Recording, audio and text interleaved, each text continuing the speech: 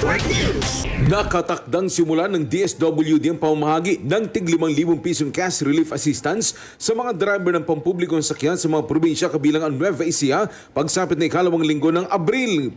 Ayon kay DSWD Assistant Secretary Irene Dumlao, kasalukuyang binubuo ang listahan ng mga benepisyaryo at nagipag-ugnayan ng ahensya sa mga lokal na pamahalaan upang matiyak ang maayos na rollout ng programa sa mga lalawigan. Layunin ng DSWD na maging mas efficient ang distribution kumpara sa unang implementasyon nito sa Metro Manila. Patuloy naman ang payout sa mga libu-libong tricycle drivers na nakatanggap na ng ayuda sa ilalim ng AIX. Kasunod nito, targeting mabigyan ng tulong iba pang sektor tulad ng jeepney drivers, mga TNVS drivers, delivery riders at motorcycle taxi drivers.